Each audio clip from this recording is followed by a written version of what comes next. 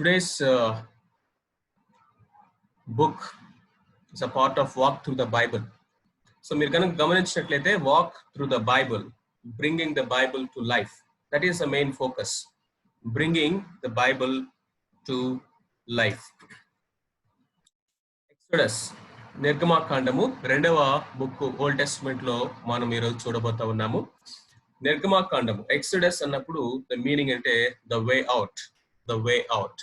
So the people of Israelites they are having their way out of Egypt. దాన్నే మనం Exodus అని మనం చూస్తా ఉన్నాం. సో నిర్గమాకాండానికి మనం వచ్చాము అంటే మన యొక్క జర్నీలో మనము ఈడెన్ నుంచి ఈజిప్ట్ వరకు వచ్చాము. సో ఇప్పుడు ఈజిప్ట్ నుంచి మన యొక్క జర్నీ స్టార్ట్ చేయాలి.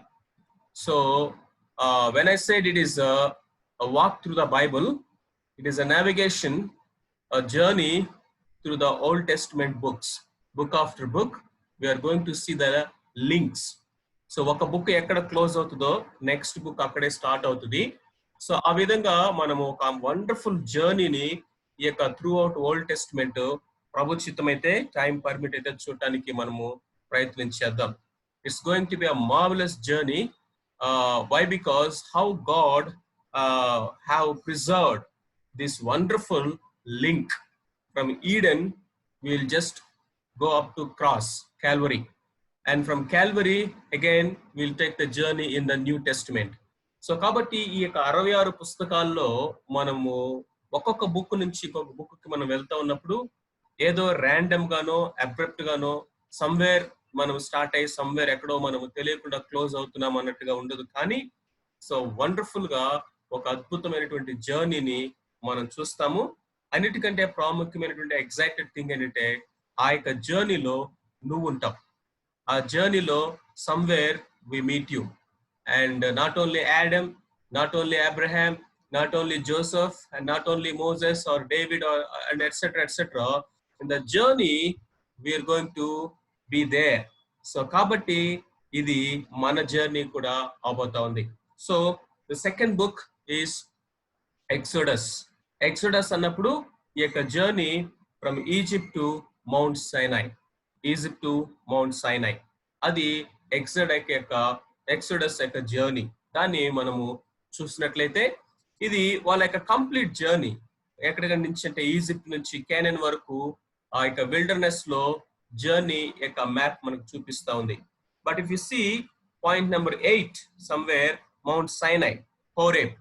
సో ఇక్కడ ఎక్సోడస్ అనేది పాయింట్ 1 నుంచి పాయింట్ 8 వరకు ఉన్నటువంటి ఆ యొక్క జర్నీని మనకి చూపిస్తా ఉంది. ఆ యొక్క 1 నుంచి 8 వరకు వాళ్ళు చేసినటువంటి అంటే మౌంట్ సైనాయ్ వరకు వాళ్ళు చేసినటువంటి ఆ యొక్క జర్నీలో జరిగేటువంటి విషయాలన్నీ కూడా మనకి ఈ యొక్క 40 అధ్యాయాలు కలిగినటువంటి నిర్గమాకాండంలో మనం చూస్తాము. మిగిలినటువంటి జర్నీని మనము సంఖ్యాకాండంలో మోస్ట్ ఆఫ్ ద జర్నీని మనం సంఖ్యాకాండంలో మనం చూస్తాం. Okay, let us begin our journey. Before that, let us see the Genesis versus Exodus. Genesis, Exodus కి ఉన్నటువంటి ఆ యొక్క ఎక్స్టెన్షన్ లేకపోతే ఆ యొక్క రిలేషన్షిప్ ఏంటనేది మనము చూద్దాం. The theme of Genesis is creation. The theme of Exodus is redemption. Genesis begins with God, ends with man. In the beginning God అని జెనసిస్ స్టార్ట్ అవుతుంది.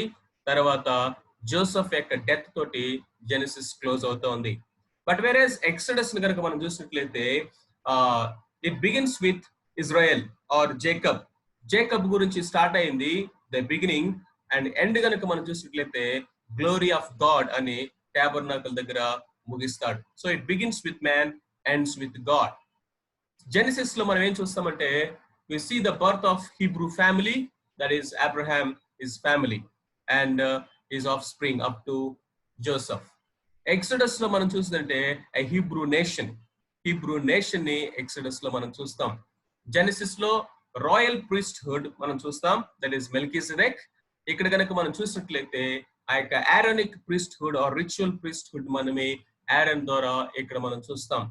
ఇక్కడ కనుక మనం జెనసిస్ లో కనుక మనం చూసినట్లయితే God made covenants with people. Exodus లో కనుక మనం చూసినట్లయితే God gave commandments to his people. తర్వాత జెనసిస్ లో కనుక మనం చూసినట్లయితే యెహోవా ఈరే, the lamb is promised. Next Exodus లో కనుక మనం చూసినట్లయితే జెనసిస్ లో ల్యాంబ్ ఈస్ ప్రామిస్డ్, ఎక్సడస్ లో కనుక మనం చూసినట్లయితే the lamb is provided, the pass over lamb. Genesis యొక్క ఎంఫసిస్ కనుక మనం చూసినట్లయితే ద ల్యాండ్ యొక్క ఎంఫసిస్ మనం చూస్తాం.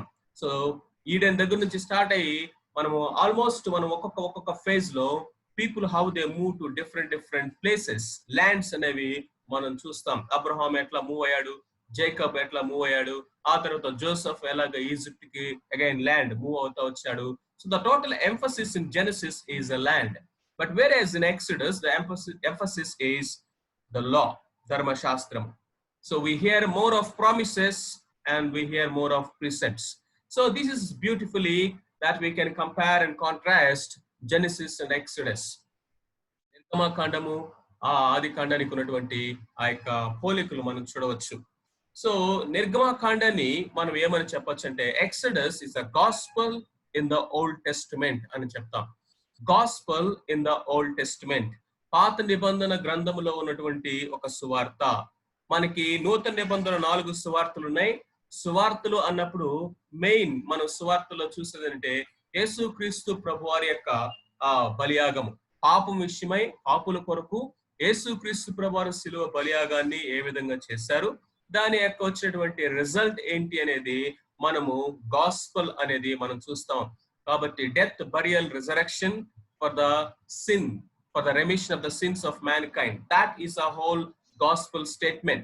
దాన్ని మనం ఓల్డ్ టెస్టిమెంట్ లో గనుక చూడాలంటే ఎక్సడస్ అనేటువంటి హోల్ బుక్ మనకి ఒక గాస్పల్ లాగా మనము చూడొచ్చు ఓల్డ్ టెస్టిమెంట్ లో. That's why Exodus is the gospel in the Old Testament. Let us see the outline. ఎందుకు దీన్ని గాస్పల్ అని మనం చెప్తా ఉన్నాం? మొదటి 12 అధ్యాయాలు ఇక్కడ నుంచి మీరు చాలా జాగ్రత్తగా ఫాలో అవ్వాలి. మొదటి 12 అధ్యాయాలు కనుక మనం చూసినట్లయితే ఫ్రమ్ స్లేవరీ టు సాల్వేషన్, 13 నుంచి 18 అధ్యాయాలు కనుక మనం చూసినట్లయితే from salvation to separation, and then 19 to 40 చివరి వరకు కనుక మనం చూసినట్లయితే సపరేషన్ టు sanctification.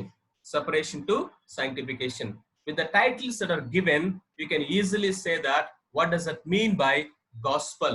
ఈ యొక్క ఎక్సడస్ అనేటువంటి బుక్ ఈ యొక్క పర్ఫెక్ట్ గాస్పల్ ఓల్డ్ టెస్టిమెంట్ లో ఏ విధంగా మనకు తెలియజేస్తా ఉందో ఇక్కడ మనం చూసినటువంటి యొక్క హెడింగ్స్ ద్వారా మనం చూడొచ్చు.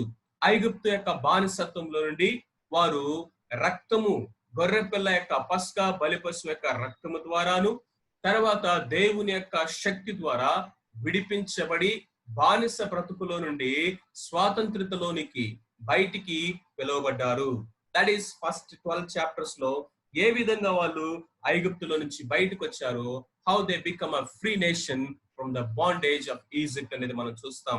ఆ తర్వాత వారు బయటకు వచ్చినటువంటి వారిని ఒక సంఘముగా, లేకపోతే ఒక నేషన్ గా, ఒక గుంపుగా, బయటకు పిలువబడినటువంటి ఎక్లీషియాగా దేవుడు వారిని సపరేట్ చేయటం అనేది, ప్రత్యేకించుకోవటం అనేది మనము 13 నుంచి 18 వరకు మనం చూస్తాం. అండ్ ఆఫ్టర్ దాట్ ఆ ప్రత్యేకించుకున్నటువంటి వారిని ఏ విధంగా దేవుడు పరిశుద్ధపరుస్తా ఉన్నాడో మనము చూస్తా ఉన్నాం. Is it not the gospel in a nutshell? So the whole book of Exodus from chapter 1 to chapter 40 it is talking about the perfect gospel, from slavery to salvation, from salvation to separation, and from separation to sanctification. This is the outline. Let us go quickly. So మొదటి 12 అధ్యాయాలు కనుక మనం చూసినట్లయితే ఏ విధంగా దేవుడు వారిని ఆ యొక్క బానిసత్వంలో నుంచి ఫ్రీ నేషన్ గా, స్వాతంత్రతలోనికి విమోచించుకొని తిరిగి వచ్చాడు. In order to do that, ఆ యొక్క విమోచన కార్యాన్ని దేవుడు చేయడానికి దేవునికి ఒక మనిషి కావాల్సి వచ్చింది. His man, that man was Moses. ఆ యొక్క మనిషి ఎవరో కాదు, దేవుడు ఏర్పాటు చేసుకున్నటువంటి వ్యక్తి మోషే. మోషేతో దేవుడు మాట్లాడటం మనకు తెలుసు. 3వ అధ్యాయంలో ఐగుప్తులో నా యొక్క ప్రజలు పెట్టినటువంటి మొరను నేను విన్నాను, వారు మూలుగులు నేను విన్నాను, వాళ్ళ దీన స్థితిని నేను చూశాను, వారు పడుతున్నటువంటి ఆ వెట్టి చాకిరిని నేను చూశాను. కాబట్టి వారి యొక్క పితరులకు ఇచ్చినటువంటి వాగ్దానమును, అబ్రహాము, ఇస్సాకు, యాకోబులతో నేను చేసినటువంటి నిబంధనని నేను జ్ఞాపకం చేసుకొని వారిని విడిపించుటకు నేను దిగి వచ్చిన వాడిని వెళ్ళి విడిపించవచ్చు కదా అంటే దేవుడు చెప్తా ఉన్నాడు, మ్యాన్ ఈస్ మై మెథడ్ అంటున్నాడు. Man is God's method. దేవుడు ఈ లోకంలో ఏ గొప్ప కార్యాన్ని చేయాలనుకున్నా కానీ ఆయన ఒక మానవుని, ఒక మనిషిని, తన ఏర్పాటు చేసుకున్న మనిషిని ఎన్నుకోవటం అనేది మనం చూస్తా ఉన్నాం. ఆ యొక్క మనుషుడే మోషే. ఆ యొక్క మిద్యాన్ అరణ్యంలో గొర్రెలు కాసుకుంటున్నటువంటి మోషే తోటి ఆ యొక్క బర్నింగ్ బుష్ లో నుంచి దేవుడు మాట్లాడాడు. కాగా రమ్ము, నేను నిన్ను పంపెదను. Come there four I will send you. Come there four I will send you. So ఈ రోజుల్లో కూడా, ఈ రోజుకి కూడా దేవుని యొక్క విమోచన కార్యాలు, రక్షణ కార్యాలు, ఇదిగో ఆ యొక్క రక్షించబడినటువంటి ప్రజల మధ్య పాపపు బానిసత్వంలో ఉన్నటువంటి వారు విడిపించబడాలంటే గాడ్ నీడ్స్ ఎ మ్యాన్. ఒక వ్యక్తిని దేవుడు వెతుకుతా ఉన్నాడు. ఆ వ్యక్తివి నీవే ఎందుకు కాకూడదు? అందుకే దేవుడు అంటున్నాడు, come there four I will send you. Moses దేవుని యొక్క మాట విని వచ్చాడు. ఆ యొక్క మోషే యొక్క జీవితాన్ని మనము 3 parties గా మనం చూడొచ్చు. ఫస్ట్ 40 years ఈజిప్ట్ లో ఉన్నాడు. తర్వాత 40 years మిద్యాన్ అరణ్యంలో ఉన్నాడు. ఆ తర్వాత 40 సంవత్సరాలు ఇజ్రాయేల్ ప్రజలు నడిపించుకుంటూ ఆ యొక్క యాత్రలో ముందుకు ఎక్సోడస్ లో ఉంటూ ఉన్నాడు. సో మొట్టమొదటిగా కనుక మనం చూసినట్లయితే God was looking for his man and he found his man. That man was Moses. రెండవదిగా కనుక మనం చూసినట్లయితే when the man is ready in God's hand, God started showing his might. His might. తన యొక్క బలాన్ని, తన యొక్క ప్రభావాన్ని ఐగుప్తు దేశంలో దేవుడు చేశాడు. ఏ విధంగా అంటే 10 అద్భుత కార్యాలు లేకపోతే తెగుళ్ళు ద్వారా ఐగుప్తు దేశం మీదకి దేవుడు తీసుకుని వచ్చినటువంటి తీర్పు, లేకపోతే ఆయన యొక్క బలమును, ప్రభావమును ఇదిగో ఫారోకి దేవుడు చూపించి తన ప్రజలను విడిపించాడు. When the people were delivered, they were delivered through the blood and the mighty power of God. Both.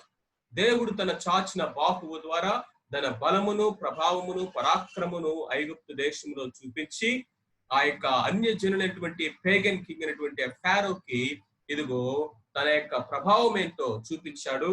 అంతేకాకుండా ఈ 10 అద్భుతాలు కనుక మనం చూసినట్లయితే నైలు గాని, ఆ యొక్క ఫ్రాగ్స్ కానీ, లేకపోతే ఆ యొక్క లైస్ కానీ, ఫ్లైస్ కానీ, లేకపోతే లైవ్ స్టాక్ కానీ, బాయిల్స్ కానీ, తర్వాత hails, locust, darkness, even death of the first Born, ఇవన్నీ కనుక మనం చూసినట్లయితే it is God over pouring all the gods and goddesses of Egypt.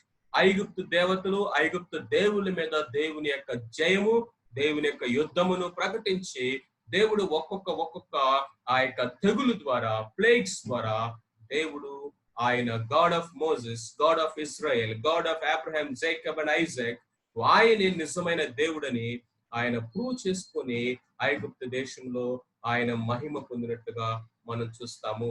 ఇక్కడ మనకు అర్థమైనటువంటి లేకపోతే ఒక సత్యము, ఒక లెసన్ ఏంటంటే, when man is ready in mighty hand of God, the mighty demonstration of God's power through miracles is inevitable. అది ఖచ్చితంగా దేవుడు జరిగిస్తాడు. కాబట్టి శక్తి మోషేలో లేదు, బలము మోషేలో లేదు. కానీ మోషే నేను వస్తాను ప్రభువా, వెళ్తాను ప్రభువా అన్నాడు. దేవుని కర్రను చేత పట్టుకుని మోషే బయలుదేరినప్పుడు మోషే ద్వారా ఇదిగో దేవుడు తన బలమును, ప్రభావమును, పరాక్రమమును బయలుపరిచాడు. When you are available, when you say yes, here am I Lord, God is there to demonstrate his might so that his name will be glorified. And then thirdly, కనుక మనం చూసినట్లయితే God revealed his mind. అక్కడ పస్గా బలి పశువుల గురించినటువంటి విషయాలు కనుక మనం చూస్తా ఉన్నట్లయితే it is nothing but the shadow of the ultimate Passover lamb, Jesus Christ. ఆ రోజు ఆ యొక్క బ్లడ్ యొక్క స్కార్స్ అనేవి ఆ యొక్క డోర్ పోస్ట్ మీద కనపడినప్పుడు ఏ విధంగా అయితే డెత్ లేకపోతే the angel of death, judgment ఆ యొక్క ఇశ్రాయేలీల యొక్క ఆ యొక్క గుమ్మాలని లేకపోతే వారిని దాటి వెళ్ళిపోయిందో, అదే విధంగా through the blood of the Passover lamb Jesus Christ we are saved అనే దానికి అల్టిమేట్ పాస్ఓవర్ ఆ యొక్క సాక్రిఫైస్ కి మనము నిర్గమాకాండంలో చూసినటువంటి ఈ యొక్క పస్కా బలి ఒక షాడోగా, ఒక ఛాయగా, ఒక టైప్ గా కనిపిస్తా ఉంది.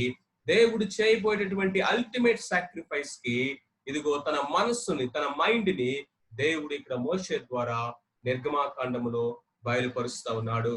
సో 12 చాప్టర్స్ లో కనుక మనం చూసినట్లయితే they are slaves no more.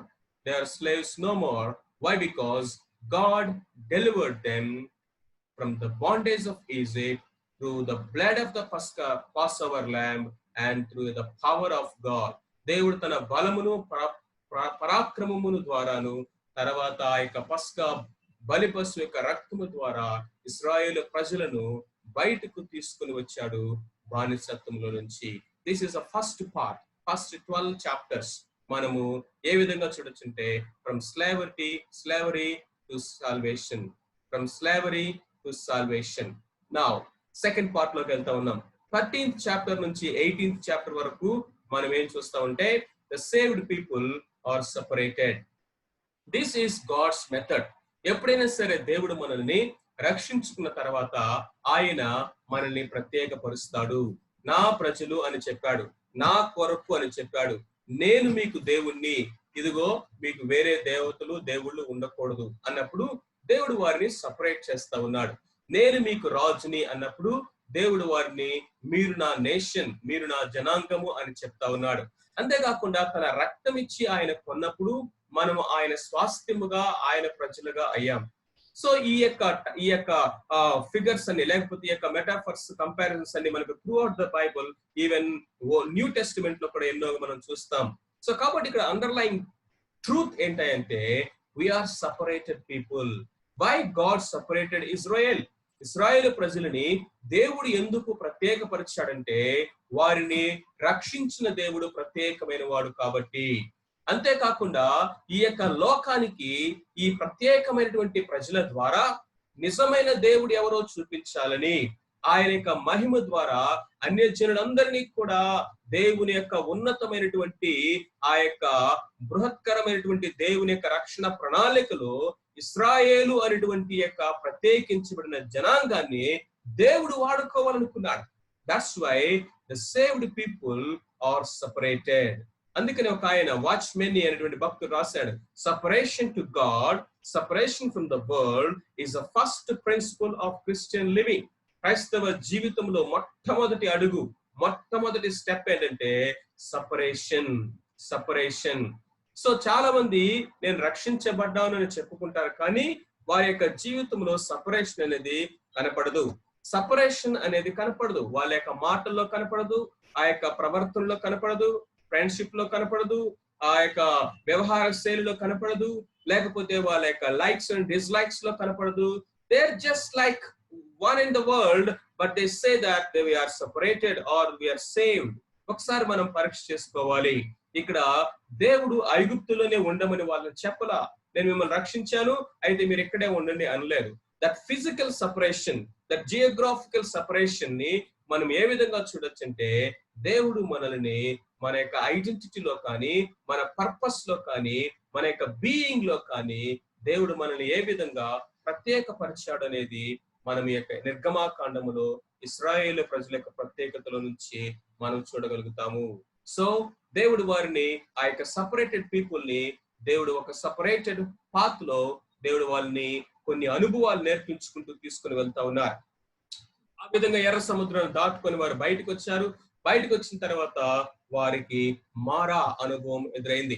మారా యొక్క అనుభవంలో వారికి నీళ్లు లేవు, ఒక చోట నీళ్లు ఉన్నాయి కానీ అవి చేదైనటువంటి నీళ్లుగా ఉంటా ఉన్నాయి, ఆగలేనటువంటి పరిస్థితి.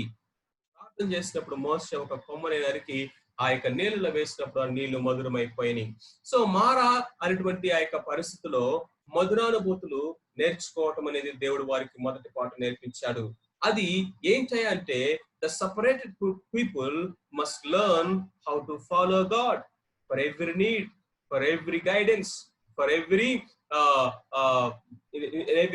trouble or any test లో కానీ, ట్రబుల్స్ లో కానీ, నీడ్స్ లో కానీ, లేకపోతే ఆ యొక్క అడ్వర్సిటీస్ లో కానీ, వాట్ ఎవర్ ద సర్కమ్స్టెన్సెస్, మారా అనుభవాలు వస్తాయి జీవితంలో. ఈ యొక్క మారా అనుభవంలో దేవుణ్ణి మనము వెదకటము, దేవుని వెంబడించడం నేర్చుకున్నప్పుడు మారా అనుభవాలు మధురంగా మారుతాయి. దట్ ఈస్ ద ఫస్ట్ వాళ్ళ యొక్క లెసన్ దేవుడు వాళ్ళకి నేర్పించాడు. ఆ తర్వాత మన్నా గురించి మనం చూసినట్లయితే when they travel for some days, then they started crying out, we need food. మాకు ఆహారం కావాలి, ఆహారం లేదని అడిగినప్పుడు దేవుడు ఆకాశం నుండి మన్నాను కురిపించాడు. ఆ యొక్క మన్నా యొక్క అనుభవం ఏంటంటే ఫీడింగ్ ఫీడింగ్ డైలీ బ్రెడ్, ప్రతిరోజు దేవుని మీద ఆధారపడటము.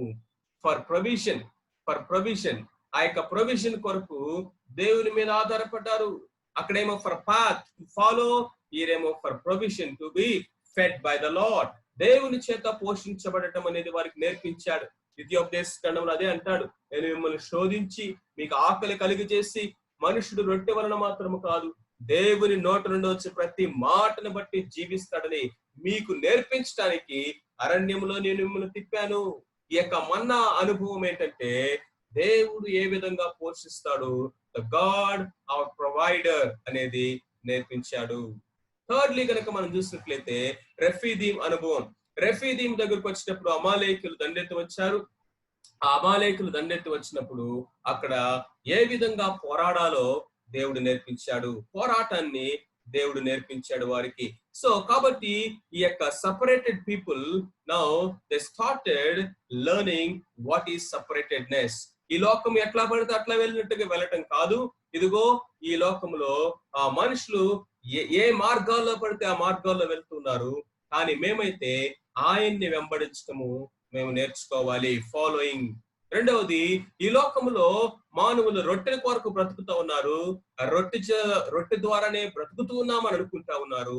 కానీ మాకు దేవుడు నేర్పిస్తా ఉన్నాడు మన్నా అనుభవం. ఆయన నోటి మాట వలన మేము బ్రతుకుతాము. He is our daily bread provider. మూడవదిగా ఫైటింగ్. ఆ యొక్క శరీర కార్యాలు అనేటువంటి అమాలేకులు వచ్చినప్పుడు ఏ విధంగా పోరాడాలో గెలవాలో దేవుడు నేర్పిస్తా ఉన్నాడు. So the second part is the saved people or separated people. They're separated in following, they're separating in feeding and fighting also.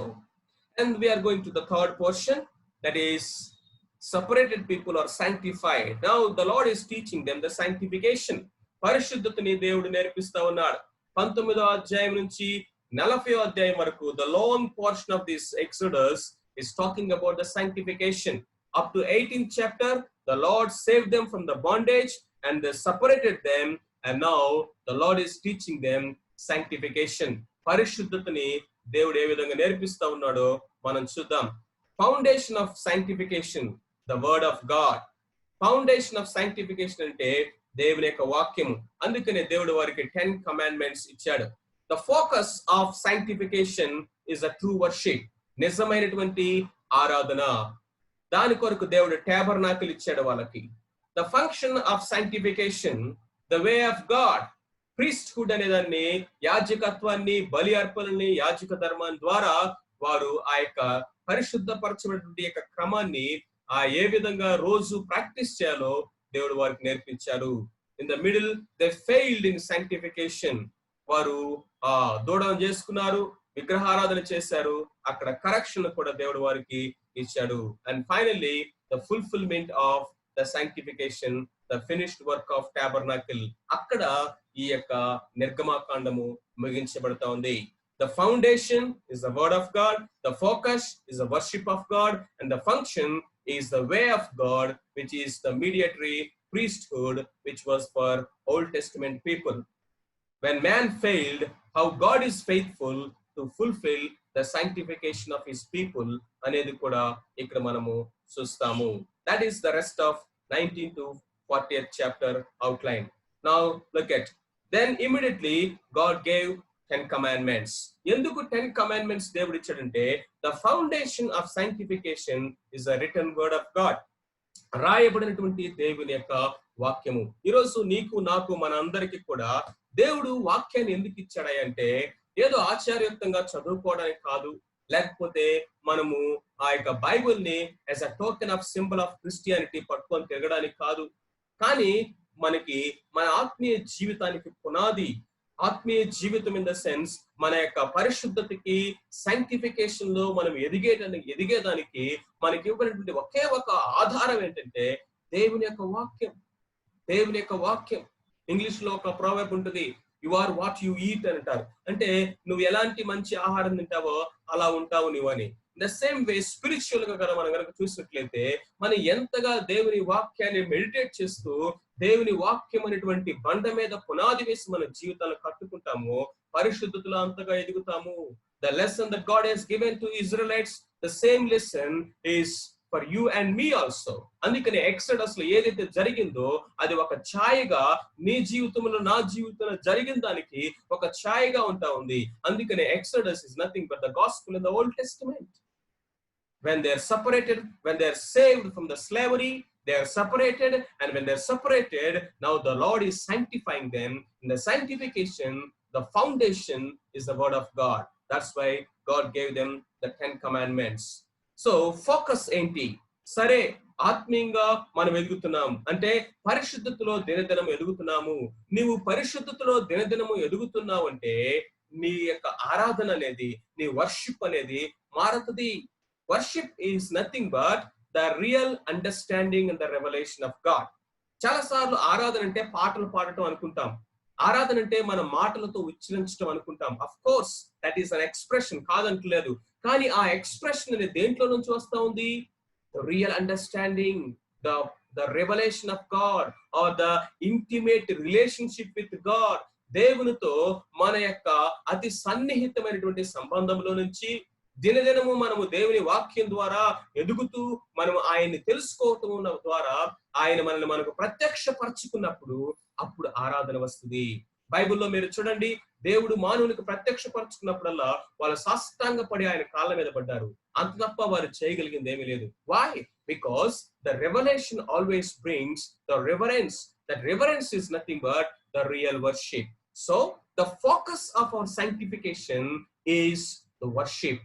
అందుకనే దేవుడు ఇశ్రాయేలు ప్రజల్ని ఐగుప్తు బానిసత్వంలో నుంచి విడిపించటమే కాక అరణ్యంలోనికి వారిని సపరేట్ చేసి తీసుకొని రావటమే కాక వారిని పరిశుద్ధపరచడానికి, పరిశుద్ధతలో వారికి ఎదిగింప చేయడానికి దేవుడు వాక్యాన్ని ఇచ్చాడు. 2 పలకల మీద రాసినటువంటి 10 ఆజ్ఞలు. వారికి ఇదిగో ఐగుప్తులో చూసినటువంటి ఆ పేగన్ గాడ్స్ కాదు, ఆ పేగన్ వర్షిప్ కాదు, the real worship of real God, the living God ఏంటో వాళ్ళకి నేర్పించడానికి దేవుడు వారికి టాబర్నాకిల్ ఇచ్చాడు. ఆ టాబర్నాకిల్లో ఏ విధంగా దేవుడు తన యొక్క మహిమను ప్రత్యక్షపరచుకొని ఆ టాబర్నాకిల్లో జరిగేటటువంటి ఆ యొక్క కార్యకలాపాలన్నిటి ద్వారా ఆరాధనని దేవుడు వారికి నేర్పించాడు. మూడోదిగా కనుక మనం చూసినట్లయితే ద ఫంక్షన్.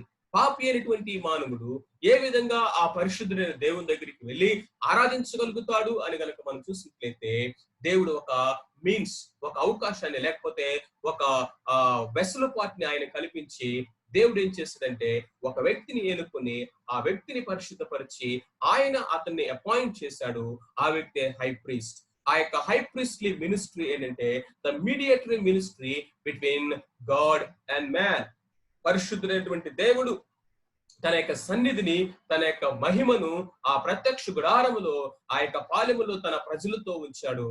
అప్పుడు మనుషులు ఆయన ఆరాధించడానికి వచ్చినప్పుడు వారి పాపముల విషయమై ఇదిగో రక్తాన్ని తీసుకొని ఆ యొక్క బలిని అర్పించి ఆ యొక్క సబ్స్టిట్యూషనరీ డెత్ అనేటువంటి కాన్సెప్ట్ ని దేవుడు అప్పుడు టీచ్ చేసి వారికి దేవునికి మధ్య ఒక మీడియేటర్ ని పెట్టాడు. దాన్నే యాజకత్వము అని మనం చూస్తాము. సో మీరు జాగ్రత్తగా గనక గమనిస్తూ క్రిస్టలాజికల్ గా క్రీస్తు ప్రభువులో నుంచి ఈ యొక్క ఎక్సోడస్ ని గనక మీరు గనక జాగ్రత్తగా ఆలోచన చేయగలిగినట్లయితే ప్రతి మనం నడుచుకుంటూ ఇప్పటి వరకు వచ్చినటువంటి ఈ యొక్క జర్నీలో మీరు యేసు క్రీస్తు ప్రభువుని చూస్తూ ఉండొచ్చు, చూడగలరు. కాబట్టి మీరు చాలా నిశ్చితంగా గమనించాలని కోరుకుంటా ఉన్నాను.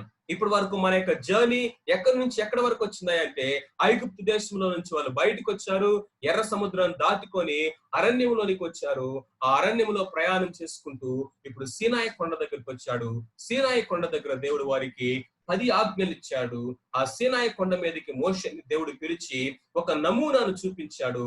ఆ యొక్క నమూనా ప్రకారము కిందకు వెళ్ళి నువ్వు టాబర్నాకిల్ కట్టమని చెప్పాడు.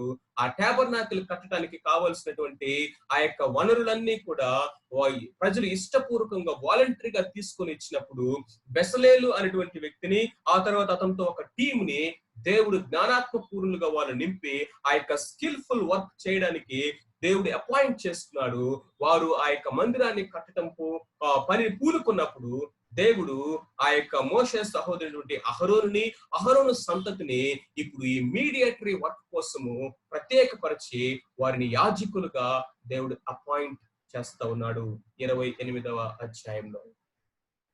So the functioning of the sanctification through the mediatory work of the high priests. And now, somewhere in the middle, they failed to live up to that sanctified life. ఆ పరిశుద్ధపరచబడినటువంటి జీవితానికి ఆ తగినటువంటి విధముగా వాళ్ళు జీవించలేక తప్పిపోయారు. మోషే ఎప్పుడైతే రెండవ మరలా కొండ మీదకి వెళ్ళాడో, ఆ కొండ మీదకి మొదటిసారి వెళ్ళాడో, తిరిగి కిందకు వచ్చే సమయానికి వీరందరూ కూడా ఇదిగో దూడను చేసుకొని ఆ దూడని ఆరాధించి పూజించటము మొదలు పెట్టారు. ఆ దినన దేవుడు తన యొక్క తీర్పుని తీరుస్తానని తన ఉగ్రతను కనపరిచినప్పుడు మోషే అడ్డుపడ్డాడు. అవన్నీ ధ్యానించుకోవడానికి ఇది సమయం కాదు, ఇది యాక్చువల్ గా పర్పస్ కూడా కాదు. మీరు అవన్నీ చదవండి. ఈ బుక్ ని సింగిల్ స్ట్రెచ్ లో మీరు కూర్చొని చదివితే ఆల్మోస్ట్ 1 or 2 days లో మొత్తం చదివేయచ్చు. ఈవెన్ 1 day లో కూడా మీకు సమయం ఉంటే ఒక సింగిల్ రీడింగ్ లో 40 chapters మీరు చదివేయచ్చు. ఈ అవుట్లైన్, ఈ యొక్క సమ్మరీ లేకపోతే ద ఎసెన్స్ ఆఫ్ దిస్ మీకు ఎందుకు ఉపయోగపడుతుందంటే అర్థవంతముగా చదవడానికి. ఓహో, ఈ మొదటి 12 అధ్యాయాల్లో ఇదా మెయిన్ కాన్సెప్ట్, తర్వాత అధ్యాయాలు ఇవి, ఓకే చివరికి దేవుడు ఈ విధంగా తీసుకుని వెళ్తా ఉన్నాడు అనేటువంటి ఆ ఓవరాల్ పిక్చర్ మనకి ఎప్పుడైతే మన కళ్ళ ముందు కనిపిస్తా ఉంటుందో, then you can go through this book more meaningfully. ఇక్కడ మనం ఏం చూస్తామంటే పాప స్వభావం అనేది ఇంకా పోలేదు. ఐగుప్తులో నుంచి వారు బయటికి వచ్చారు, కానీ వాళ్ళలో నుంచి ఐగుప్తు బయటికి వెళ్ళలేదు. ఐగుప్తులో నుంచి వారు బయటికి వచ్చారు, కానీ వారిలో నుండి ఐగుప్తు బయటికి వెళ్ళలేదు. కాబట్టి ఆ ఐగుప్తు సంబంధమైనటువంటి పాపము మరలా బయటికి వస్తూనే ఉంది. అయినా దేవుడు ఏ విధంగా వారిని సహించుకుంటూ ఓర్చుకుంటూ వచ్చాడో, తన యొక్క న్యాయమైనటువంటి తీర్పుల్ని లేకపోతే డిసిప్లిన్ కూడా చేసుకుంటూ వచ్చాడో, ఆ యొక్క విల్డర్నెస్ లో వాళ్ళ యొక్క జర్నీ మనకి అర్థం పట్టి చూపిస్తా ఉంది. ఆ తర్వాత కనుక మనం చూసినట్లయితే at the end what we see is the finished work of the tabernacle. 40వ అధ్యాయంకి వచ్చేసరికి మనం ఏం చూస్తామంటే మోషే, దేవుడు ఏ విధంగా మోషేకి ఆజ్ఞాపించాడో, దేవుడు కొండ మీద మోషేకి ఏదైతే ఆ ప్రత్యక్ష గుడారం యొక్క నమూనాను చూపించాడో దాని ప్రకారము మొత్తము ప్రత్యక్ష గుడారమును కట్టి దాని తెరలను నిలిపి వాటి యొక్క మేకులు దిగగొట్టి ప్రత్యక్ష గుడారాన్ని ఆ క్యాంప్, ఇశ్రాయేల్ సర్వ సమాజం యొక్క క్యాంప్ కి కరెక్ట్ గా మధ్యలో దాన్ని పిచ్ చేయటం అనేది మనం చూస్తాము. అప్పుడు రాయబడిన మాట ఏంటి తెలుసా? Then means this is the background. ఈ మొత్తము సంపూర్ణముగా చేసి ముగించిన తర్వాత then the cloud covered the tent of meeting and the glory of the Lord filled the tabernacle. అప్పుడు మేఘము ప్రత్యక్ష గుడారమును కమ్మెను, యెహోవా మహిమ ఆ యొక్క గుడారమును నింపెను అన్న మాటని మనం చూస్తాము. So where we are now, ఇప్పుడు మనం ఎక్కడున్నామయ్యా అంటే ఆ యొక్క ఐగుప్తులో నుంచి ప్రారంభించబడినటువంటి యొక్క జర్నీ, బయటకు వచ్చినటువంటి యొక్క ప్రయాణంలో నిర్గమాకాండం ముగిసేసరికి వీరు సీనాయి పర్వతం దగ్గర హోరేబు కొండ దగ్గర ఉన్నారు. హోరేబు కొండ దగ్గర గుడారాలు వేసుకుని ఉన్నారు. హోరేబు కొండ దగ్గర ప్రత్యక్ష గుడారాన్ని నిలిపారు. దేవుడు ఆ ప్రత్యక్ష గుడారాన్ని తన మహిమతో నింపారు. ఆ ప్రత్యక్ష గుడారములో షకీనా మహిమను, ఆ యొక్క గ్లోరీని వారు చూస్తా ఉన్నారు. ఐగుప్తులో ప్రారంభమైనటువంటి ఈ యొక్క ప్రయాణము బయటికి వే అవుట్, ఎక్సోడస్ అనేది, the journey is continuing and they travelled up to Mount సైనాయ్. So మనం కూడా ఇశ్రాయేల్ ప్రజలతో కలిసి ప్రయాణం చేస్తా ఉన్నాము. ఎక్కడి నుంచి అంటే నిజానికి ఆదాం దగ్గర మనం ప్రారంభమయ్యాం. ఈడెన్ నుంచి ఈజిప్ట్ దాకా వచ్చి ఆగాము. ఇప్పుడు ఈజిప్ట్ లో 430 సంవత్సరాలు అయిపోయిన తర్వాత దేవుడు తన యొక్క తన మనిషిని ఏర్పాటు చేసుకున్నాడు. హిజ్ మైట్, తన యొక్క బలమును ప్రభావాన్ని చూపించాడు. హిజ్ మైండ్, పస్కా గొర్రెపిల్ల యొక్క రక్తము ద్వారా విమోచించుకొని బయటికి తీసుకుని వచ్చాడు. ఇదిగో మారా అనుభవాలు నేర్పించి ఏ విధంగా మధురానుభూతుల్లో నడవాలో నేర్పించాడు. మన్నాని దేవుడు వారికి ఇచ్చి దేవుడు ఏ విధంగా ప్రొవైడ్ చేస్తాడో నేర్పించాడు. ఆ యొక్క రెఫీదీములో ఏ విధంగా పోరాడాలో నేర్పించాడు. ఫాలోయింగ్, ఫీడింగ్ అండ్ ఫైటింగ్ అనేటువంటి అనుభవాల ద్వారా ప్రత్యేకపరుచుకొని దేవుడు ఇప్పుడు సాంక్టిఫికేషన్ లో ఆయన పరిశుద్ధ తన కొరకు ప్రత్యేకించుకున్నటువంటి ప్రజలను ఇప్పుడు పరిశుద్ధపరుస్తూ ఉన్నాడు. ఈ పరిశుద్ధపరిచేటువంటి క్రమంలో దేవుడు వారికి 10 కమాండ్మెంట్స్ ఇచ్చాడు. Because the foundation of sanctification is the word of God. ఆ ప్రత్యేకపరిచినటువంటి క్రమంలోనే దేవుడు వారికి ఆ యొక్క ఫోకస్ ఏంటంటే రియల్ వర్షిప్. కాబట్టి వర్షిప్ నేర్పించడానికి టాబర్నాకల్ దేవుడు వారికి ఇచ్చాడు. ఈ యొక్క మనుషులకి దేవునికి మధ్యవర్తిత్వాన్ని వహించడానికి ప్రీస్ట్హుడ్ అనేటువంటి ఈ యొక్క వ్యవస్థని దేవుడు స్టార్ట్ చేశాడు. ఈ యొక్క సాంక్టిఫికేషన్ ప్రాసెస్ లో మనుషులు పర్ఫెక్ట్ కాదు. వాళ్ళలో పాప స్వభావము ఐగుప్తు ఇంకా బయటికి రాలేదు. బయటికి ఐగుప్తులో నుంచి వచ్చారు, కానీ ఐగుప్తు ఇంకా లోపలే ఉంది. మరలా వాళ్ళు పడిపోతూ ఉన్నప్పటికీ దేవుడు ఏ విధంగా వాళ్ళని ఓర్చుకున్నాడు. ఆ తర్వాత మనిషి యొక్క బలాన్ని, శక్తిని, భక్తిని బట్టి, నీతిని బట్టి కాక దేవుడే తన పనిని ఏ విధంగా నెరవేర్చుకొని ముగిస్తాడు అనేది ఈ యొక్క ప్రత్యక్ష గుడారం దగ్గర మనం చూసినప్పుడు God is the finisher of our sanctification అనేది మనకు అర్థమవుతా ఉంది. And here we are going to halt for a week. మన యొక్క జర్నీని, మన గుడారాన్ని ఇశ్రాయేలు ప్రజల గుడారాలతో వేద్దాము, ఇక్కడే ఆగుదాం. ప్రభు చిత్తమైతే 1 వీక్ వరకు మనము హోరేబు కొండ దగ్గర ఆగుతాము. ప్రభు చిత్తమైతే నెక్స్ట్ వీక్ మరలా హోరేబు కొండ దగ్గర నుంచి మన యొక్క జర్నీ ఏ విధంగా స్టార్ట్ అవుతుందో నెక్స్ట్ బుక్ లో మనము చూద్దాము. ప్రభు యొక్క మాటల్ని దీవించి ఆశీర్వదించుగాక. చిన్న ప్రార్థన చేసుకుందాం. ప్రేమగల తండ్రి, పరిశుద్ధమైన మా దేవ, జీవము గల మా ప్రభువా, మీకు వందనాలు, స్తోత్రాలు చెల్లిస్తా ఉన్నాం. ఎనుగో మీ దాసుడైనటువంటి మోషే జీవితంలో నుంచి ఎన్నో విషయాలు ప్రభు దేవా నాయన మీరు ఎన్నుకున్న మీ సార్వభౌమాధికార చిత్తము ద్వారా దేవా బాలుడిగా ఉన్నప్పుడు భద్రపరిచారు. దేవా నాయన చేర్చవలసిన స్థానానికి మీరు చేర్చారు. దేవా 40 సంవత్సరాలు ప్రభా ఆ యొక్క ప్యాలెస్ లో మీరు పెంచి నేర్పించాల్సినటువంటి సెక్యులర్ ప్రభా విద్యలన్నీ నేర్పించారు. ఆ తర్వాత ప్రభా 40 సంవత్సరాలు అరణ్యములో ప్రభా అయా నాయన మీరు మా ప్రభా మీ పని కొరకు సిద్ధపరిచారు. దేవా ఆ తర్వాత 40 సంవత్సరాలు ఇదిగో మీ నాయకుడిగా మీ ప్రజలు నడిపించడానికి మీరు ప్రభా బయటకు పిలిచారు. ఇదిగో మా జీవితాల్లో కూడా ప్రభా దేవా మా యొక్క స్టడీస్ కానీ, సెక్యులర్ విద్య అనేది మా ప్రభా అయా ఈ అకాడమిక్స్ అనేవి కానీ, లేకపోతే ఇవన్నీ కూడా మా ప్రభా మీ రాజ్యం కొరకు, మీ రాజ్యం కట్టడం కొరకు దేవా మీ ప్రజల యొక్క ఆశీర్వాదం కొరకే, కానీ ప్రభా నాయన మా యొక్క సెల్ఫ్ మోటివ్స్ కోసం కాదని ప్రభా మోషే జీవితం ద్వారా మాకు అర్థమవుతా ఉంది. మీ చేతిలో ఏర్పాటు చేయబడిన వ్యక్తి ఎంత బలహీనుడైనా మీరు ఏ విధంగా బలపరుస్తారో, మోషే నేను మాట్లాడటం చేత కాదు, నోటి మాంద్యం గలవాడు అని చెప్పిన ఏ విధంగా ప్రభా దేవా మోషేని మీరు అయా మైచిగా అయా ఈజిప్ట్ లోను అరణ్యంలోను ఆయన నడిపించుకుంటూ వచ్చారో అది మాకు ఎంతో ఎంకరేజ్మెంట్ ని ఇస్తా ఉంటా ఉంది మా ప్రభా. when you have chosen your man, you are going to enable your man, O master. దేవా నాయన మీకు స్తోత్రాలు, వందనాలు. You are not calling the qualified, but you qualify the called. ఇదిగో పిలిచినటువంటి వారిని మీరు క్వాలిఫై చేస్తారని ప్రభా, క్వాలిఫై అయిన వాళ్ళని మీరు పిలవట్లేదని దేవా, నిజానికి మీ ముందు ఎవరు క్వాలిఫై కాదని మాకు అర్థమవుతా ఉంది.